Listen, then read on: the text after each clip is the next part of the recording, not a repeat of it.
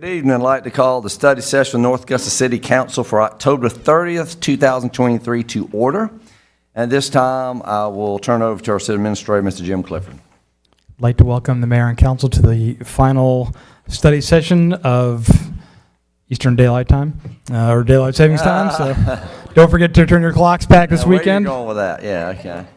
Just making sure. So as per our practice, we'll be doing 3 items this evening. One, we'll do the agenda review, then we'll go into department details, and then for the focus items, we have 2 separate topics, one with Margaret from the Aiken Center, and then we've got Linda covering our quarterly Riverside Village update. So with that, I'm just going to go ahead and dive into old business on the agenda for the upcoming council meeting, and I'll skip right to item number 7, and if I could, what I'm going to do is bundle items number 7 through 12. So under finance, those show as ordinance numbers 2023-19 through 2023-24. And as we've discussed in previous study sessions and also through the first reading of this ordinance, these are all related to the budget for fiscal year 24, which also lines up with calendar year 2024. So the first ordinance there is adopting the budget. The second ordinance, 2023-20, is levying annual tax on property, and then the next subsequent series of ordinances have to do with setting the fees and charges associated with various enterprise funds. So 21 is for stormwater management fees, and 22 is through wastewater fees, 23 is water service fees, and then 24 is amending the business license as per our directions from the state of South Carolina. So I'm going to go ahead and pause there, and ultimately items number 7 through 12 on your council packets and agenda review are related to the budget. And I would remind the council that we had a unanimous vote at the last council meeting for all the budget items. And so unless you don't want to make any changes and it goes forward, then the next reading that'll carry the entire budget through, we won't have to make any amendments forthwith. So with that, I'll pause before I move on to item number 13 for any questions from council members. Okay, moving on to item number 13, the last of the old business, which is ordinance number 2023-25, authorizing the sale of surplus city property at 1711 Plank Road. Again, this is the second reading. We had discussed this in previous study session and council meetings, and this is to sell a corner lot that the city has demolished an old structure on. And our intention, based on the feedback we got from the county, was to go ahead and sell that property. We have no use for that through city means. And so if this ordinance goes through on reading from the council, then we'll go ahead and post this on the city procurement page, just like we did with the East Buena Vista properties, and advertise that for sale with a minimum bid to recoup whatever costs we had with taking the building down, and that will be commensurate with whatever the tax assessment is just for the pure land at that intersection. Subject to any questions on that, I'll move into new business. On number 14, I will not comment on, as that directly affects myself. So I don't know if Kelly's here or the mayor wanted to talk through that one, but I had no comments on 14. I'll just say that that's just now that the resolution, the ordinance has been passed, that to our discretion, we can allow the city administrator not to live in the city of North Augusta, and this is what this resolution will be doing with this contract. So you got that information. So I think it's pretty self-explanatory. So we can move on. Moving on to item 15. Yes, ma'am. I'm sorry. On 13, can you send me or tell me what zoning is of that property we're selling? That's residential, but I'll have to double check whether that's all can be built there. At the current time, yes. Okay, because I'm just a neighbor. Just want cover for her. With that, moving to item 15, we're going to cover this in depth with Margaret Key, but essentially what this resolution that's crafted that's before you is for the authorization for the city administrator to draw $25,000 out of the opioid fund. This isn't out of taxpayer money out of the general fund. There was a separate lawsuit that was, and a settlement that was set aside from pharmacy companies that communities could draw from this money for certain sets of purposes. And so what I would be asking for in this resolution is to draw $25,000 from that fund and then immediately turn it over to Margaret over at the Aiken Center in conjunction with the City of Aiken and the County of Aiken in order to do a long-term plan to figure out how the rest of that opioid money could potentially be spent. So that's what that resolution is, but I will defer most other comments to Margaret during her focus items. Also, moving into item number 16, resolution number 2023. Hold on 1 second. Yes, ma'am.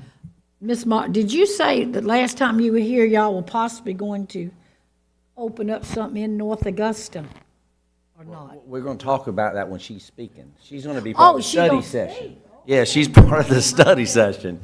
Yeah, hold that question, if you don't mind, please. So next item is resolution number 2023-44.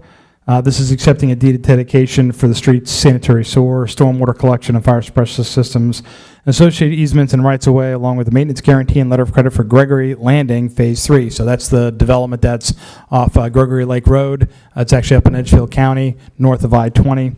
And so we've been out there and taken a look at that, and Tom and crew believe that we're ready to go ahead and sign that or accept that deed moving forward. That's just a standard procedure. It's a standard procedure. This is not Numerous anything. times, yeah, Yep. nothing new. So we've signed these before on phase 1 and 2, and this is just the third phase of that development. And then moving into item 17, resolution number 2023-45, accepting a deed of dedication for the sanitary sewer, fire suppression systems and associated easements and rights-of-way, along with the maintenance guarantee and letter of credit for Village Square Townhomes. And again, that's another newer development that Tommy Paradise could probably talk to you a little more in depth if you have specific questions about that townhome complex. But again, we're prepared to receive the deed of dedication for those infrastructure items. Jim, is that the new development on Five Notch? I just was curious where it was. Yeah, I think. It's behind the, Sprint. no, it's behind the Holiday Inn Express at exit 5. Oh, okay. Thank you.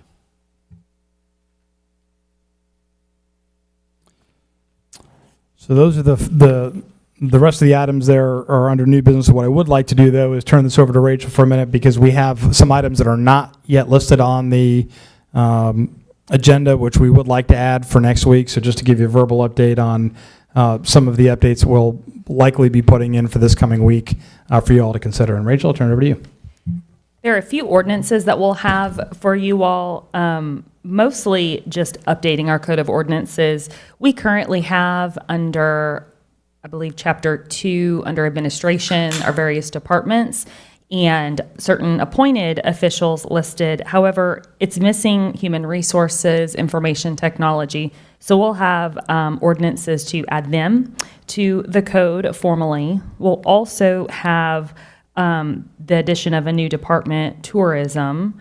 Once the budget is adopted, of course, you all know we will be establishing that new department. We'll have an ordinance to revise PRT to become Parks and Recreation. And we will also be adding an officer position. Currently, the Assistant City Administrator is not provided for in the Code of Ordinances. So, Will those all be separate individuals, or will it be together? I would anticipate, I'm looking at Kelly, I would anticipate those would be separate Okay, ordinances. So it would be, I just didn't know when you 5. said the HR, Infotech, if that could be all put in one, or that's, we do it separate. It because doesn't there are matter. 2 separate departments, need I would to assume they would be everything. separate. Okay.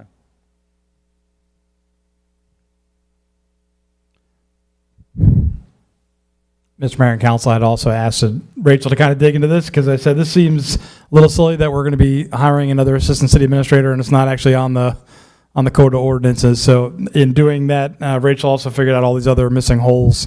So really appreciate her diligence in making sure that we have the right ordinances in place. Fill the holes. All right, with that, I have no other updates about the agenda, and subject to any other questions, I'll be ready to move forward with department details. Okay, I'll go over to Linda for finance. Good evening, Council and Mayor.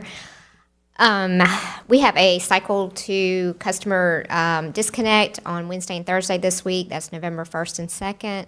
And then our Cycle 1 customers will have a due date on Friday, November 3rd. Also, we will be participating in the Aiken County tax sale on Monday, November 6th, and possibly the 7th if it goes that long. But I looked right before I came in here today, and we only have 37 properties right now that are going to be listed on that tax sale as of now.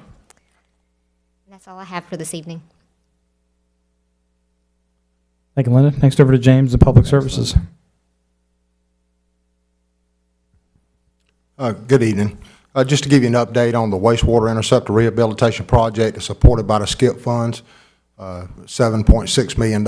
It's just to go overview for those not familiar with the project. We're going to be rehabilitating, relining 27,000 feet of 18 and 15-inch clay pipe.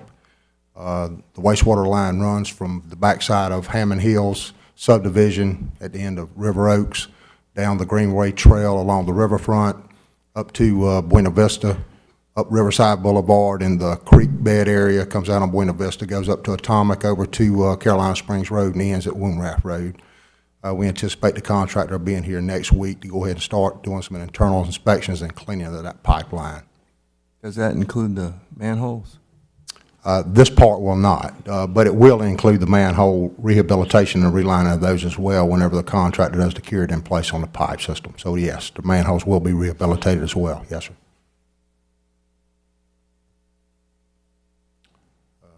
Moving on, this week, Thursday at 2 o'clock at the municipal building, we'll be opening up the contractor bids for Clay Street Pump Station. We look forward to that. Hopefully that'll be a last part of some part of the administrative work that we can get on to construction and start putting some stuff on the ground. That's great. Thanks, James.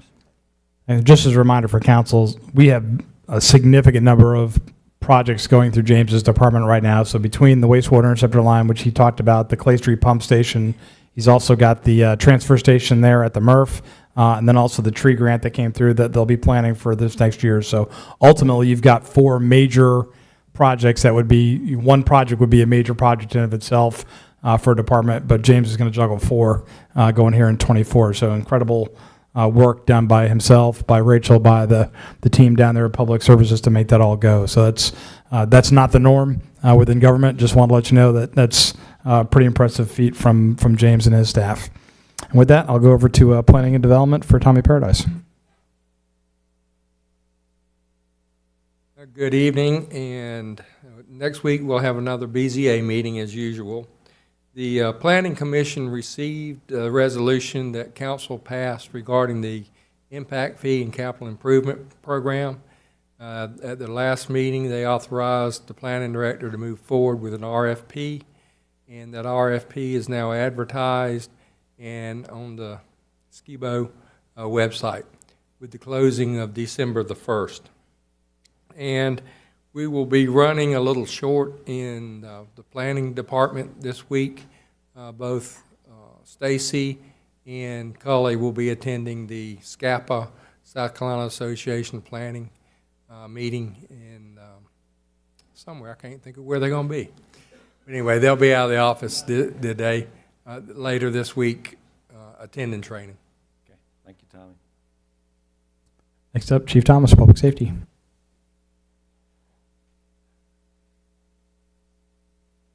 Good evening. 3 things I want to cover tonight. The DEA drug take back in conjunction with Parks Pharmacy and Public Safety collected 146 pounds of drugs that we took in about 4 hours Saturday morning. So that was great. Good community service for that.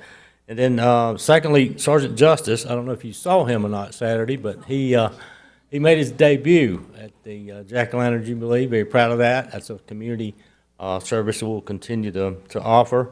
And then we'll have live burn training for all our personnel that's being held in Aiken at Public Safety on Thursday through Saturday. You want to tell people what Sergeant Justice is? He is a figure that obviously is a police officer and a firefighter that we have costumes for, and then he or she dresses up and goes about all our community events and talks to all the kids and make sure they are understand what we do with public safety. Uniforms look great, aren't they? Thank you. Was Sergeant Justice the dog that, That's him. Yeah. Odie did not like him. He thought he did was not. another dog. He was a dog. It was funny. I don't know who saw it. Billy might have saw it, but it was pretty funny. It's on our Facebook page. Take a look. Great Thanks, thing. Chief. Next over to Rick for PRT. Kids see it? They like it? Good evening. This Saturday at the Riverview Park Activity Center, we will have the Kid Jam 2023. This is CSRA's largest kid expo. It's from 10 to 4, so another busy weekend. Also, I've added to my report, Streets and Drains team is working to complete concrete footers this week, and if they get done, I think they will, we're looking for hopefully an installation of that bridge to the villages at Riverview next week. And also, mark this date down on your calendar, November 28th, Tuesday, Christmas tree lighting event at Calhoun Park. And the last thing I have is just, and I won't steal the mayor's thunder, but it's a quick recap on the Jack-O-Lantern Jubilee. So thankful that every department in the city participated. We're so thankful for all the volunteers, city employees. We were able to get the street, Georgia Avenue, reopened by 12:30 Sunday morning. And our early estimate from what we've seen, using our wonderful GIS analyst, Kevin Whaley, thinking 7,500 plus Friday night, and obviously over 10,000 over the 2 nights for the 2 concerts.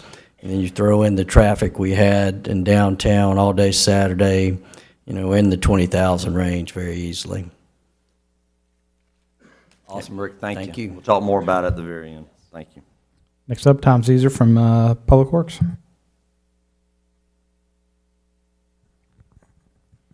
So next Tuesday, November 7th, we have a contractor who's scheduled to come and install the permanent glass at the service counters on the first floor at the both finance and the building standards offices. Both offices will remain open throughout the day, although there will be some intermittent inconveniences and to customers and staff alike. And that will complete that project. In 2 weeks, November 13th, the contractor working for the River Falls apartment complex out near Exit 1 on Martintown Road is scheduled to begin installation of utilities to serve that complex, and that work will require open cutting Martintown Road, the westbound traffic lanes to make a water tap. And so there will be very significant lane closures and lane reroutes in that busy corridor. I don't have a specific timeline of exactly when that will begin and end, but I'm told that will be starting Monday the 13th.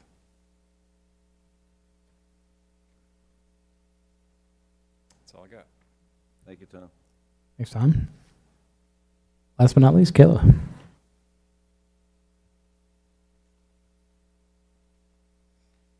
Mayor and Council. Tomorrow we are wrapping up open enrollment, so get those changes in if you need them. And then on the 9th, we have a job fair at Clearwater Baptist Church, and it is a veterans event, so kind of helping the veterans out there looking for jobs, things like that. And then you'll see our employment opportunities on that one page, and I got 4 potential new hires today, so hopefully some of those will fall off this week. Fantastic, thank you. Thank you, okay, appreciate it. Ms. Moody, since you won't be here on November 13th, can you make sure we get some type of information out about Tom Caesar's work on Martin Road? Thank you.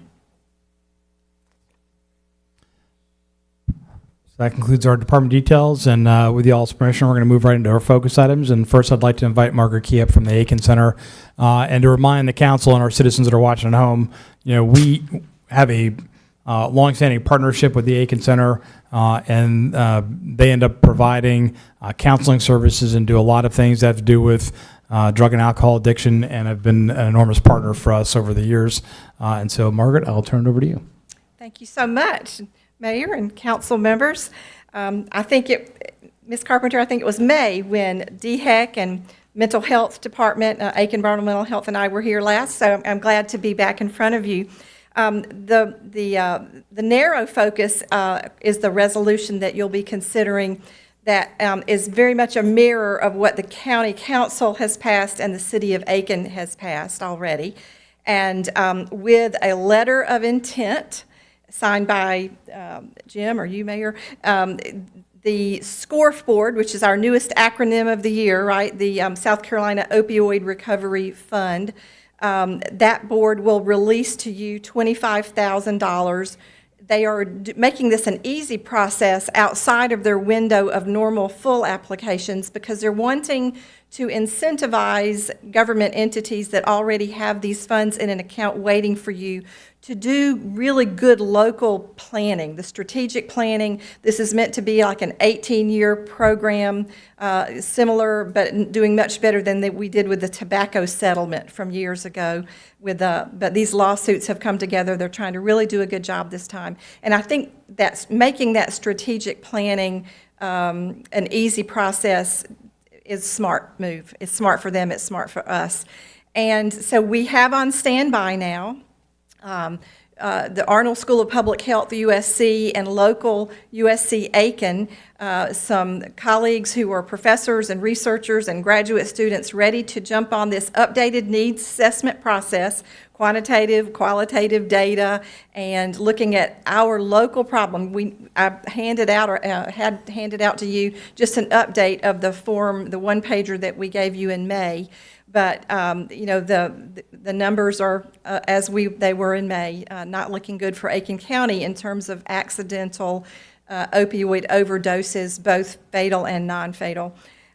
So this strategic planning process, we're ready to begin. That $25,000 would come straight to you. That's the same amount that the City of Aiken and the County of Aiken will be pitching in. We'll be that facilitator at the Aiken Center and work. We would want a point person here that you could discuss, and who would be sort of on a steering committee that would not meet often, but we would really guide this process in the months ahead. And then the product would be used to begin to draw down through that more formal application process the funds that will hit the ground, that will begin to work in a very smart way with those funds and to help return on investment for what we're going to do with good outcomes.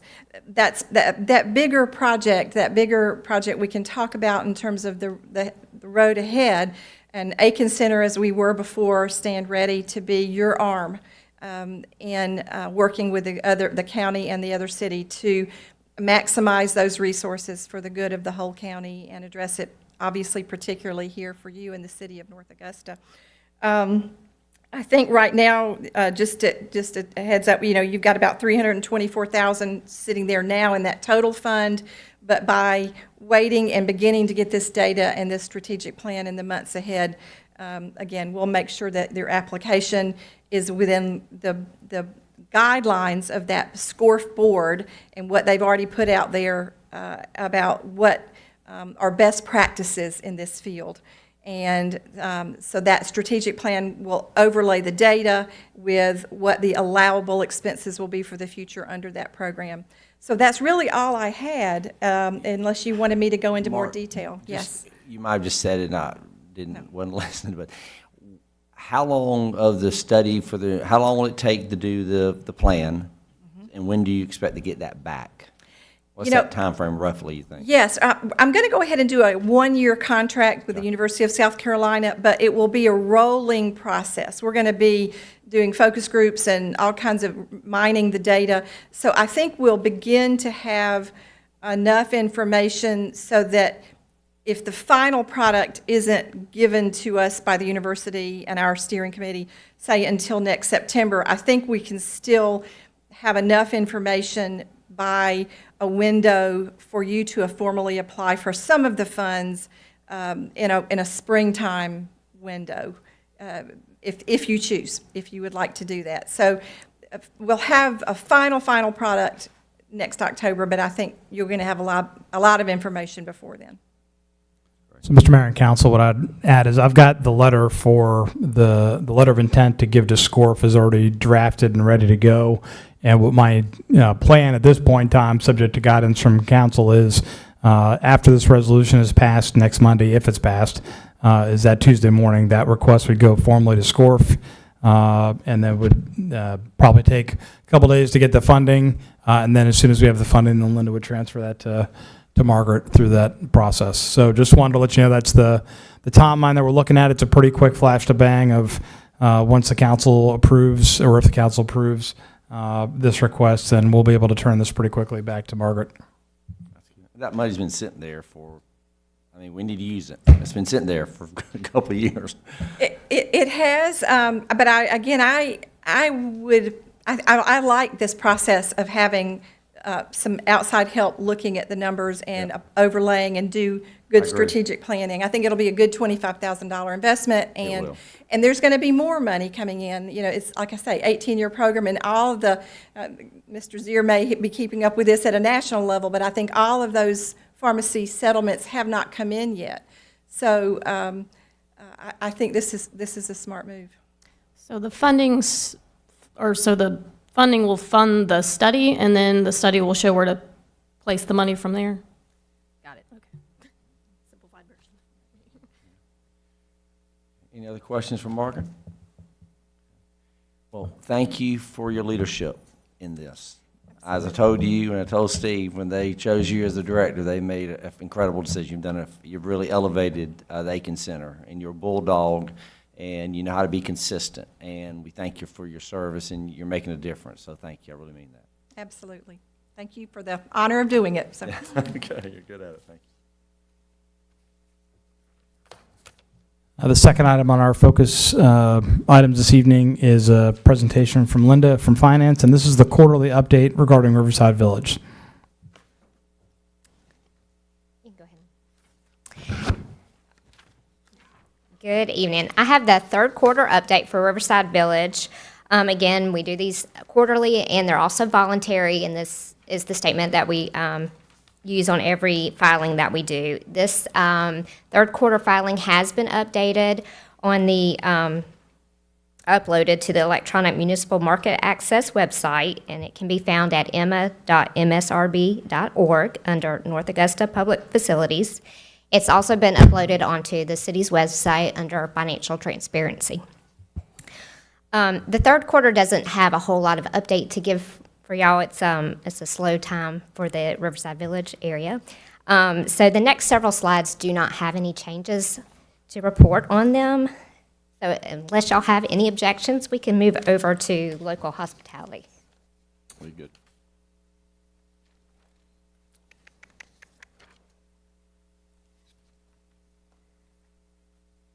Yep, thank you. All right, these are our hospitality taxes that we've collected so far. They are designated for debt service. Again, it's 1% of the 2% that we collect. So far, the taxes are up $190,000 from this time last year, so we have about an 11% increase. And so we are actually in line with the same growth that we saw last year. I mean, we'll probably hit about 2.5, the way things Yes, are going. I believe so. That's Mhm. great. Okay. Next, we have the accommodations tax. Again, our accommodations tax is 3%. However, the Crown Plaza is the only one that's dedicated to the tax payment, or the bond payment. But we have to report all of that for these purposes. We have an increase so far of about $35,000 in accommodation tax revenue this year, and that's about a 15% increase from this time last year.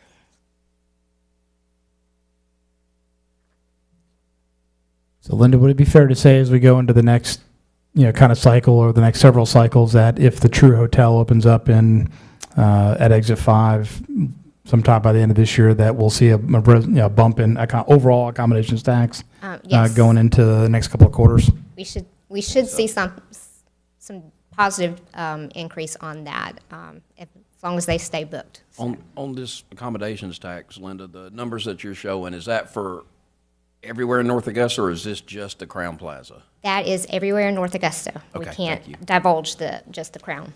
Okay.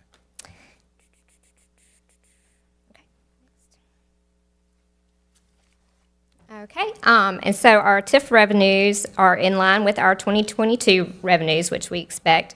We've seen about a 3% increase in revenues this so far this year as compared to last year. I do expect we'll see maybe another 150,000 come in next quarter. We do get some county payments prior to their due date, so we'll see a little bit of an increase next time. Again, the city's paid our $350,000 payment to Aiken County per our governmental agreement, plus another $2,400.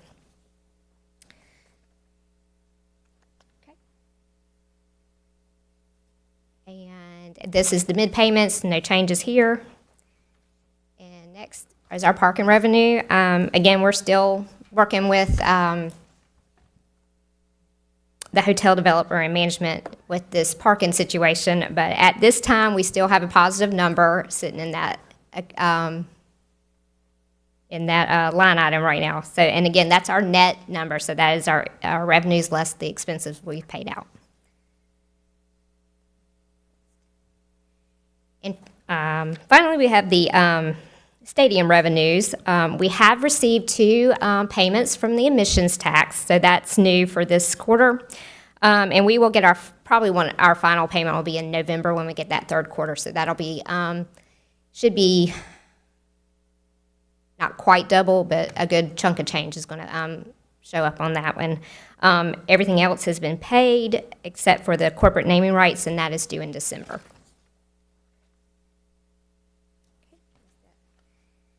So that's the third quarter update. Thank you. Is there any questions?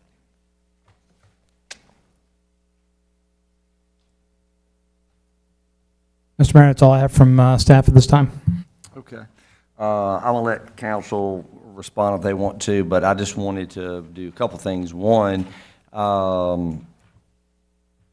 if you didn't have the opportunity, I'll tell you that this past weekend was just another, I told Rick, it was a grand slam. I made a comment on Friday night. I should have said it on Saturday when I was talking to everybody. But, you know, we hear so much about growth. And here's the thing. This weekend, it's not the only weekend this happens, but to me, it just continues to tell you, this weekend was small town America. It was small town America.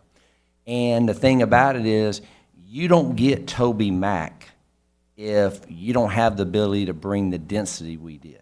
And to have 7,500 people, the tourism that came in, you know, like y'all, I talked to the vendors, the food vendors just made a killing.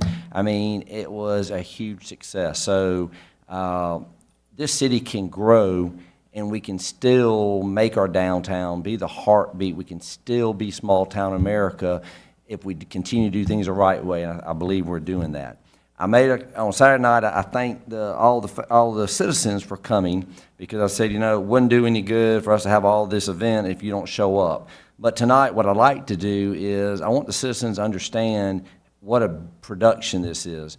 We had over 78 teammates volunteering to work this weekend. And I'm going to take just a minute because I just think it's important. I just want to kind of read their names off so you can understand the departments. Under administration, we had Jamie Paul, Jim Clifford, Rachel Moody. I'm not going to tell you what they did because it'll take longer. But basically, under building standards, we had Dan Prattis. Under engineering, Brian Malek, Danielle Wager, Tom Zeeser. Under finance, Jeff Williamson, Carolina Viquez, Linda Williamson, Tara Bulware, Tony Hadaway. Under HR, Kayla Ferguson. Under IT, Chanel Cato, Kevin Whaley. Under planning, Philip Prescott, Phyllis Garvin, Stacy Reese, Paris Felder.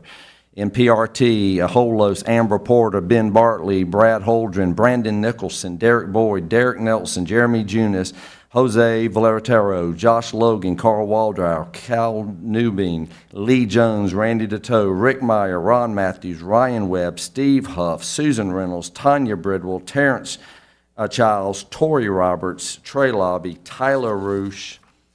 Under public safety, Andy Hall, Clay Swan, Darrell Young, Jason Cunningham, Jason Pierce, John Hardy, John Rutland, Josh Garrison, Junior Johnson, Kayla Wingard, Kevin Hayes, Luke Sherman, Matt Mealing, Medgar Patton, Melanie Chavis, Mitch McBride, and our favorite K9 Blaze, Robert Lasco, Scott Bernardini, Susan Baskins, Tim Stembridge, Vern Sadler, William Holtman, Beth Mims.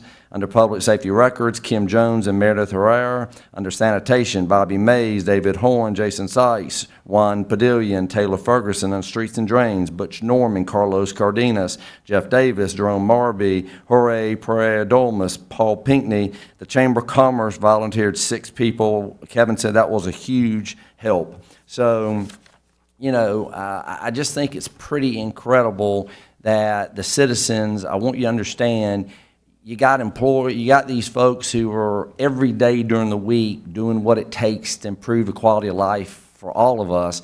And, you know, regardless of incentives or not, the bottom line is they took time out of their weekend to make this event. And I tell you, with some of the crazy stuff that's happened in events recently, public safety, Chief, I'm just, you know, people feel safe in North Augusta, plain and simple. So I just, as on behalf of council, for everybody that participated in any form or fashion, no matter how big or how small, it wouldn't have happened without all of y'all. I just think for all of us at council, I like to give them a round of applause. I really appreciate it. So with that, I open up, anybody else has any comments about the weekend on their perspective? I think you said it all. I would say, I will add, though, that not only were they out there working, but every time I ran into somebody, they did it with a smile on their face, too, which, I mean, it's a lot of work putting on those events, and everybody was so happy doing it. And on top of the festival vendors, I went into multiple of the downtown businesses, too, and it's one of their largest days of the year. So although we have all that traffic that might be blocking things off, I know for a fact, Orange Otter, it's their largest day of the year. There's multiple places that your pie was packed out the door. It was just really was a good driver and a good heartbeat. And all the media came out. We got incredible PR the week of, so it was really positive. So very good. Okay. Can I give a real quick shout out? Yeah, go ahead. All you want, shout it, brother. Mr. Buck was getting dunked for charity. And so I did see that, and I said, let me see how good I can throw a baseball. I just went up and smacked the thing for him. I couldn't resist, but... Well, you know, I did it last year, and they called me, and they killed my back. I couldn't do it. So I said, you need to call Councilman David Buck. I said, he has a lot more friends than I do. You'll make a lot more money. So I'm glad they called. Yeah.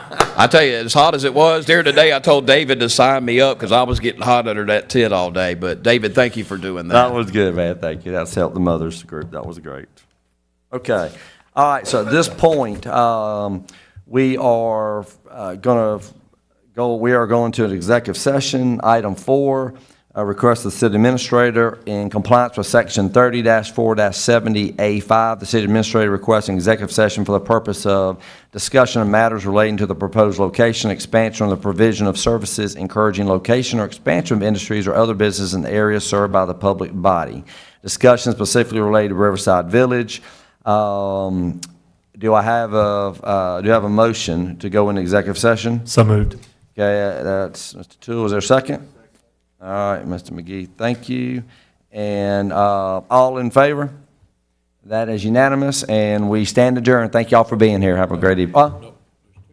Well, I thought we could do that in that second one. Close out and do it in that one. I was asking Jim about that.